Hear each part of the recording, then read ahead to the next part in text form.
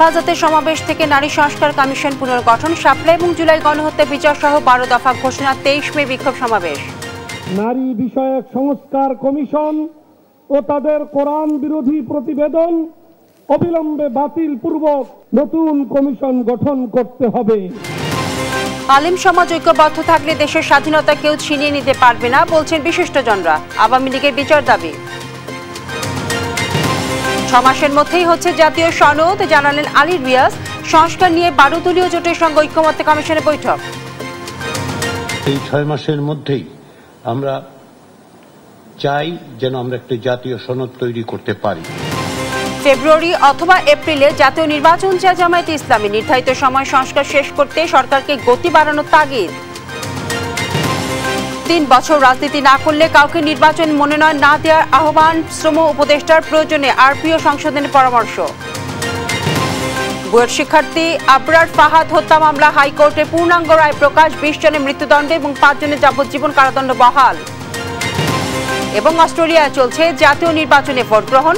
জরিপে এগিয়ে প্রধানমন্ত্রী আলবানিজের লেবার পার্টি, এখনো লড়াই বিরোধীরা।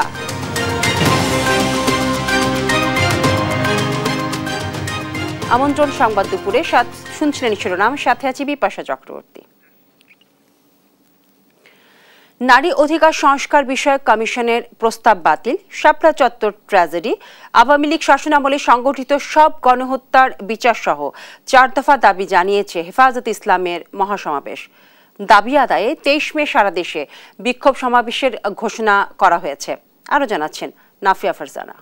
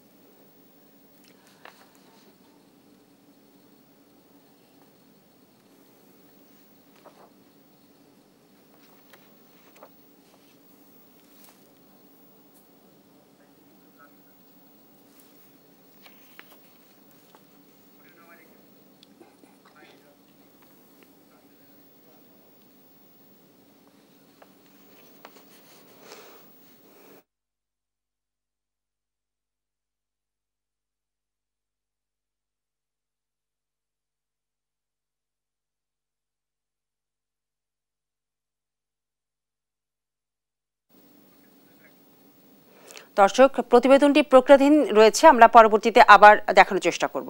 চলে যাচ্ছি পরবর্তী সংবাদে।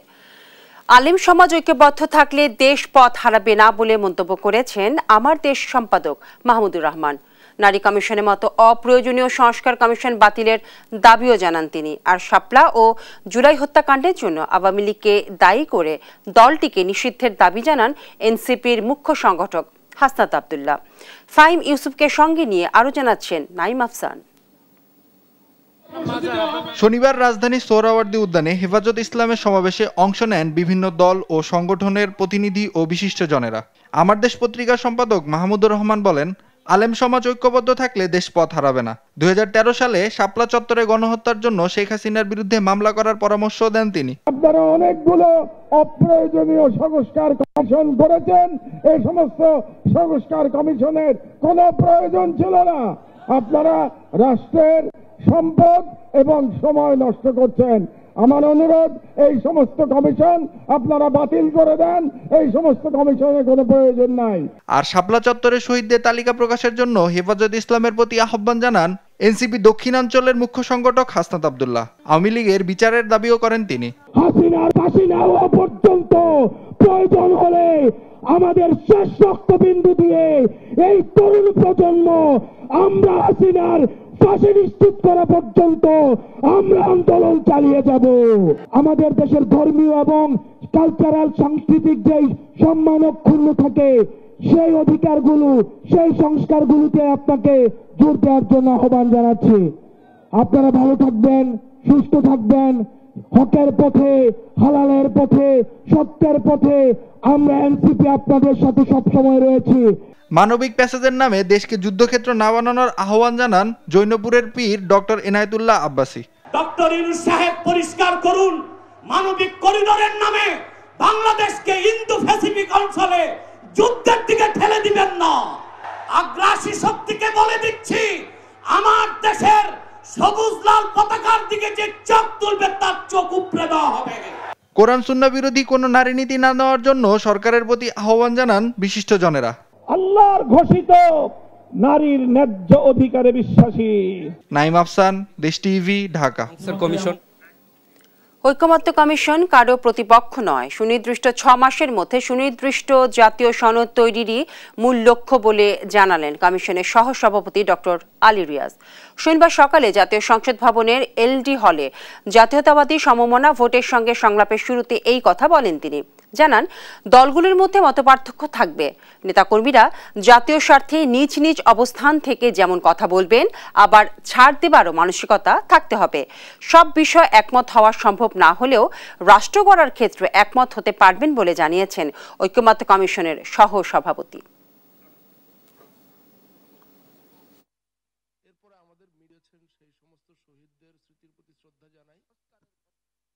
আপনারা জানেন যে জাতীয় ঐকমত্য কমিশনকে 15ই ফেব্রুয়ারি 6 মাসের সময় নির্ধারণ করে দেয়া হয়েছে, যেন আমরা সকলের সাথে আলাপ আলোচনার ভিত্তিতে একটি জাতীয় সনদ তৈরি করতে পারি। আমরা সেই চেষ্টায় আপনাদের সহযোগিতা পেয়েছি। জাতীয় নির্বাচন আগামী বছরের ফেব্রুয়ারি বা এপ্রিল মাসের মধ্যে করার পরামর্শ দিয়েছেন জামায়াতে ইসলামের আমির ডক্টর শফিকুর রহমান। শনিবার সকালে রাজধানীর মগবাজারে আল ফালা মিলনায়তনে জামায়াতের জেলা এবং মহানগর আমির সম্মেলন উদ্বোধন অনুষ্ঠানে একথা বলেন তিনি। জানান, নারী সংস্কার নিয়ে কিছু সুপারিশ করা হয়েছে যা মোটেও সমর্থনযোগ্য নয়। মুসলমানের দেশে কিভাবে এই ধরনের একটা কমিশন কাণ্ডজ্ঞানহীন এই সমস্ত প্রস্তাবনা নিয়ে আসতে পারে আমরা বিস্মিত। কিন্তু কোরআনের বিপক্ষে দাঁড়িয়ে কোনো সুপারিশ দিবেন আর বাংলাদেশের মানুষ মেনে নেবে তা কখনো। এই জন্য আমরা ওই রিপোর্ট প্রত্যাখ্যান করি, আমরা ওই কমিটিকে প্রত্যাখ্যান। সংস্কার যেটা কার্যক্রম হাতে নেওয়া হয়েছে তা যদি আন্তরিকভাবে গতিশীল করা হয় এবং যদি অংশীজনেরা সবাই সেরকম সহযোগিতা করে, আমরা মনে করি সরকারের ঘোষিত সময়ের ভিতরে সংস্কার সাধন করে নির্বাচন সম্ভব। বিশ্ব মুক্ত গণমাধ্যম দিবস আজ। এ উপলক্ষে প্রকাশিত ইন্ডেক্সে সংবাদ মাধ্যমের স্বাধীনতা সূচকে গেল বছরের তুলনায় 16 ধাপ এগিয়েছে বাংলাদেশ। 3 মে বিশ্ব মুক্ত গণমাধ্যম দিবস উপলক্ষে শুক্রবার রিপোর্টার্স উইদাউট বর্ডার্স এই স্বাধীনতা সূচক প্রকাশ করে। এবারে সূচকে 180টি দেশ এবং স্বায়ত্তশাসিত অঞ্চলের মধ্যে বাংলাদেশের অবস্থান 149তম, স্কোর 33.71। গেল বছরের তুলনায় এবার 5টি সূচকের প্রতিটিতেই ভালো করেছে বাংলাদেশ। গত বছর বাংলাদেশের অবস্থান ছিল 165তম, স্কোর ছিল 27.64। এই সূচকে প্রতিবেশী ভারত 151তম, পাকিস্তান 158তম এবং ভুটানের অবস্থান 152তম।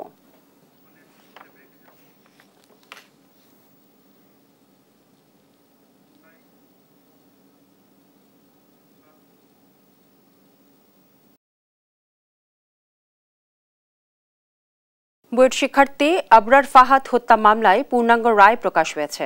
শনিবার 131 পৃষ্ঠার এই রায় প্রকাশ করেন হাইকোর্ট। রায়ে 20 জনের মৃত্যুদণ্ড এবং 5 জনের যাবজ্জীবন কারাদণ্ড বহাল রাখা হয়। মাকদুরা মিতির রিপোর্ট।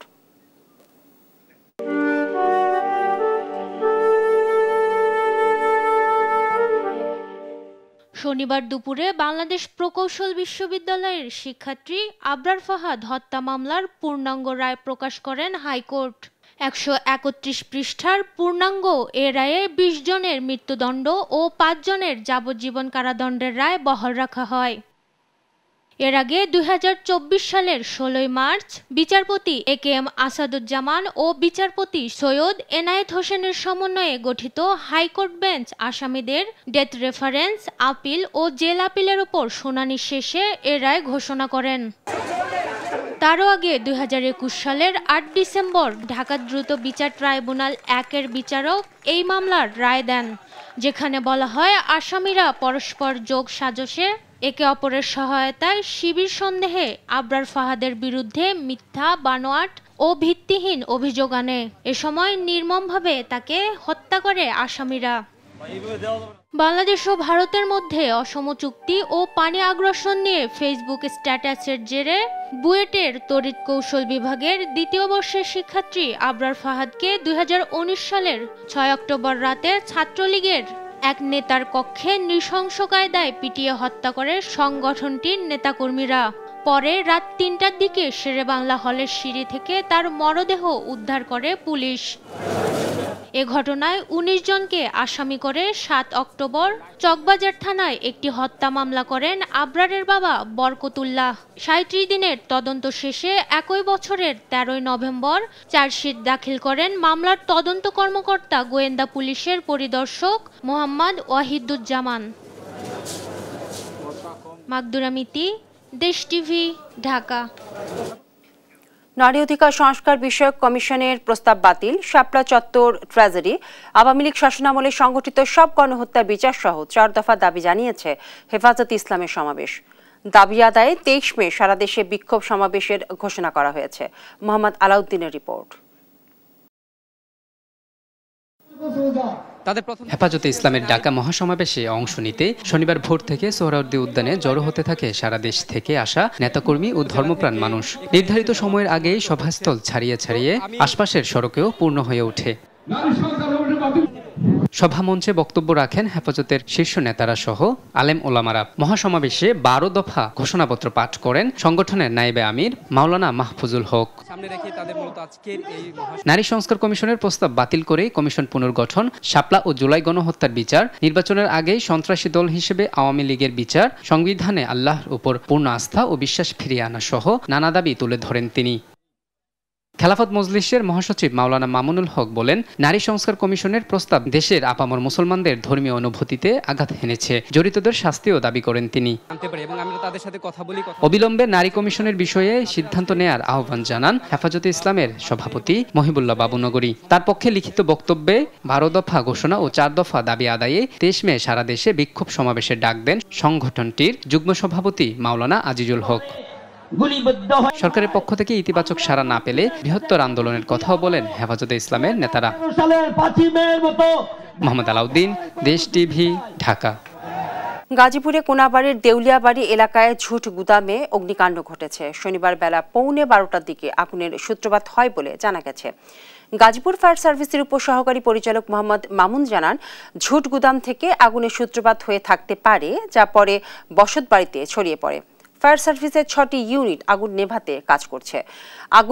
আগুনে হতাহতের কোনো খবর পাওয়া যায়নি। দর্শক, আগুনের সর্বশেষ খবর জানাতে সরাসরি যুক্ত হচ্ছেন আমাদের সহকর্মী নজরুল ইসলাম। নজরুল, আগুন নিয়ন্ত্রণে কি আসতে পেরেছে? সার্বিক পরিস্থিতি আমাদেরকে জানাবেন। বিপাশা, আপনি যেমনটা বলছিলেন, আপনারা জানেন যে কোনাবাড়ির দেউলিয়াবাড়িতে কিন্তু জুটপল্লীতে সকাল 11টার দিকে কিন্তু অগ্নিকাণ্ডের সূত্রপাত ঘটে। সম্ভবত ফায়ার বৈদ্যুতিক শর্ট সার্কিট থেকে আগুনের সূত্রপাত, এইরকমটাই কিন্তু সাধারণ মানুষ বলছেন। এবং আপনারা জানেন যে 2.5 ঘন্টা চেষ্টার পর 7টা ইউনিট কিন্তু এখানে আগুন নিয়ন্ত্রণে কাজ করেছে। 2.5 ঘন্টা পর কিন্তু আগুন সম্পূর্ণ নিয়ন্ত্রণে নিয়ে এসেছেন এবং ফায়ার সার্ভিস বলছেন যে আগুন তারা তাদের নিয়ন্ত্রণে রেখেছেন। এখন কিন্তু ডাম্পিং এর যে কাজ আছে, অর্থাৎ এখানে যে সেই সুতার মধ্যে আগুন লাগার পর কিন্তু দীর্ঘ সময় সে সুতা আপনার জ্বলতে থাকে। এই কারণে কিন্তু তারা এই ঘটনাস্থলটা কিন্তু চারদিকেই ফায়ার সার্ভিস কর্মীরা কিন্তু ঘিরে ফেলেছেন এবং সেখান থেকে কিন্তু আগুন নিয়ন্ত্রণে কাজ করছেন। এখানে কিন্তু ফায়ার সার্ভিসের পাশাপাশি আমরা দেখতে পেয়েছি যে সেনা সদস্যরাও কিন্তু আগুন নিবানোর কাজে এবং রাস্তাঘাটে যাতে মানুষের কোনো ক্ষয়ক্ষতি না হয় এর জন্য কিন্তু তারাও নিয়ন্ত্রণে রেখেছেন। এখন কিন্তু ফায়ার সার্ভিস যেটা বলছেন, মিডিয়া কর্মীদের কাছে বলেছেন যে এখানে কিন্তু তারা 2.5 ঘন্টা চেষ্টার পর কিন্তু আগুন সম্পূর্ণ তাদের নিয়ন্ত্রণে রয়েছে। অর্থাৎ আগুনকে কিন্তু তারা চতুর্দিক থেকেই ঘিরে রেখেছেন এবং আগুন যাতে আর বাড়তে না পারে এর জন্য তারা কিন্তু কাজ করছেন। এখানে আপনারা জানেন যে সকাল 11টা থেকে কিন্তু এই অগ্নিকাণ্ডের সূত্রপাত ঘটে। এখানে কিন্তু আপনার একটি সুতা তৈরি কারখানা ছিল, সেই কারখানা থেকে আপনার আশপাশের যে গোডাউন এবং বাসাবাড়ি, সে সমস্ত বাসাবাড়ি গোডাউনে কিন্তু আগুন লেগে যায়। এর ফলে কিন্তু আগুন ছড়িয়ে পড়ে দ্রুত গতিতে। আপনারা জানেন যে বাতাসের কারণে কিন্তু আগুনের ব্যাগ পেতে হয়েছে। এখানে কিন্তু বাতাস বেশি থাকায় কিন্তু কুণ্ডুলি পাকিয়ে কিন্তু আপনার মানে ধোঁয়ায় কিন্তু আচ্ছন্ন হয়ে যায় সম্পূর্ণ এই এলাকা। ফলে কিন্তু আগুন যে নিভাতে কিন্তু ফায়ার সার্ভিস কর্মীদের ব্যাপক ব্যাগ পেতে হচ্ছে। আপনি যা দেখতে পাচ্ছেন, যদি আমি একটু দেখাতে চাই যে এখানে কিন্তু গাছ সহ কিন্তু আশপাশের যে স্থাপনা আছে সব জায়গায় কিন্তু আগুন এখনো কিন্তু ভিতরটার মধ্যে জ্বলছে। তো ফায়ার সার্ভিস আমরা দেখতে পেয়েছি যে এখানে ভিতর থেকে কিন্তু তারা আপ্রাণ চেষ্টা করছেন আগুন যাতে তাদের নিয়ন্ত্রণে রেখেছেন। আমরা এই ব্যাপারে কিন্তু ফায়ার সার্ভিস বারবার কথা বলছেন মিডিয়ার সাথে, তারা যেটা জানিয়েছেন আগুন তাদের নিয়ন্ত্রণেই রয়েছে। তো নিয়ন্ত্রণে থাকার ফলে কিন্তু তারা যে এখানে কিন্তু আপনার জন্য এই আগুন কিন্তু আর বাড়তে দেয়নি। তো উনি 2.5 ঘন্টা পর কিন্তু আগুন তাদের সম্পূর্ণ নিয়ন্ত্রণে এসেছে, এরকমটাই কিন্তু সাধারণ যে এখানে যে রয়েছে ফায়ার সার্ভিস তারা কিন্তু দাবি করছেন। আপনি জানেন যে সকাল 11টার সময় লাগা আগুন এখন পর্যন্ত কিন্তু আপনার কিছু জ্বলছে এবং আশপাশের এলাকা কিন্তু আপনার বাসাবাড়ি বসত বাড়িতেও কিন্তু মানে আগুন লেগে যায়। ফলে কিন্তু আগুনের বাতাসের কারণে কিন্তু কুণ্ডুলি পাকিয়ে কিন্তু আপনার এই আগুন মানে নেভাতে পারেনি এবং গুড়ি বৃষ্টির কারণে কিন্তু আগুন আরো ব্যাগ পেতে হয়েছে। তো বিপাশা, এই ছিল আমার কাছে কোনাবাড়ি দেউলিয়াবাড়ি থেকে জুটপল্লীতে অগ্নিকাণ্ড সর্বশেষ। কোন দল ন্যূনতম 3 বছর রাজনীতিতে সক্রিয় না থাকলে সে দলকে নির্বাচনে অংশগ্রহণের সুযোগ না দিতে নির্বাচন কমিশনের প্রতি আহ্বান জানিয়েছেন শ্রম উপদেষ্টা ডক্টর এম শাখাওয়াত হোসেন। এজন্য প্রয়োজনে আরপিও সংশোধনের তাগিদও দেন তিনি। সকালে বিএফডিসি মিলনায়তনে ডিবেট ফর ডেমোক্রেসির শীর্ষক 6 সংসদ বিতর্কে প্রধান অতিথির বক্তব্যে এই কথা বলেন তিনি। শিউলি রায়ের রিপোর্ট। মশক নিধনে শুধু সিটি কর্পোরেশন নয়, এলাকাবাসীকেও সচেতন থাকতে হবে বলে জানিয়েছেন ঢাকা দক্ষিণ সিটি কর্পোরেশনের প্রশাসক মোহাম্মদ শাহজাহান মিয়া। সকালে রাজধানীর খিলগাঁও আমতলা এলাকায় 2 শতাধিক পরিচ্ছন্নতা কর্মী নিয়ে মশক নিধন অভিযানের সময় এই কথা জানান তিনি। আসন্ন বর্ষায় মশার উপদ্রব কমাতে নিজ নিজ বাড়ির আঙিনা পরিষ্কার রাখার আহ্বান জানান তিনি। বলেন, কারো একার প্রচেষ্টায় সম্পূর্ণ নির্মূল সম্ভব নয়, এর জন্য এলাকার সবাইকে এগিয়ে আসতে হবে।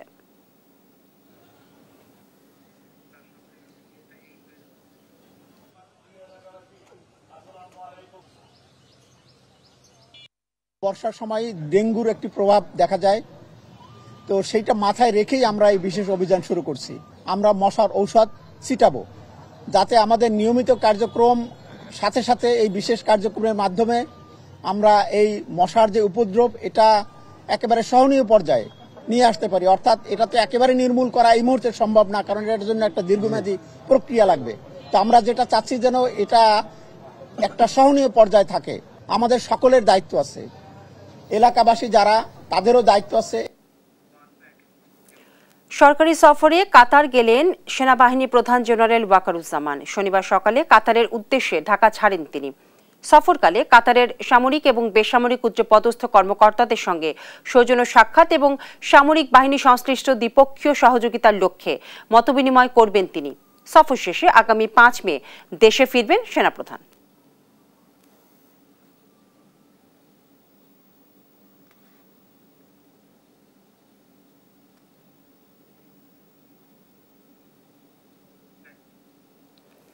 গাজীপুরের তামিরুল মিল্লাত কামিল মাদ্রাসায় কামিল পরীক্ষা কেন্দ্র পরিদর্শন করেছেন ইসলামী আরবি বিশ্ববিদ্যালয়ের উপাচার্য প্রফেসর ডক্টর মোহাম্মদ শামসুল আলম। শনিবার সকালে তিনি কেন্দ্রের বিভিন্ন কক্ষ ঘুরে দেখেন এবং পরীক্ষা কেন্দ্রের পরিবেশ নিয়ে সন্তোষ প্রকাশ করেন। এ সময় ভিসি পরীক্ষা কেন্দ্রের নকলমুক্ত করতে নানা উদ্যোগ নেওয়ার কথা জানিয়ে বলেন, নকলমুক্ত পরিবেশে পরীক্ষা গ্রহণের জন্য জেলা প্রশাসককে চিঠি দেওয়া হয়েছে। কেন্দ্রে কেন্দ্রে মনিটরিং জোরদার করা হয়েছে। এবার ইসলামী আরবি বিশ্ববিদ্যালয়ের অধীনে সারা দেশে 149টি কেন্দ্রের মাধ্যমে 43,000 পরীক্ষার্থী কামিল পরীক্ষায় অংশ নিচ্ছে।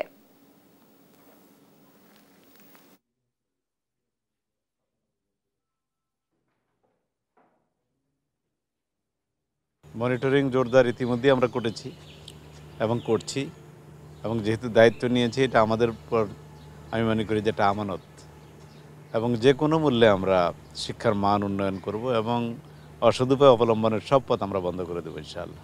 আমরা জেলা প্রশাসনকে চিঠি দিয়েছি যাতে করে কঠোরভাবে মনিটরিং করে এবং প্রত্যেকটা কেন্দ্রে যাতে ম্যাজিস্ট্রেট নিয়োগ করা হয়।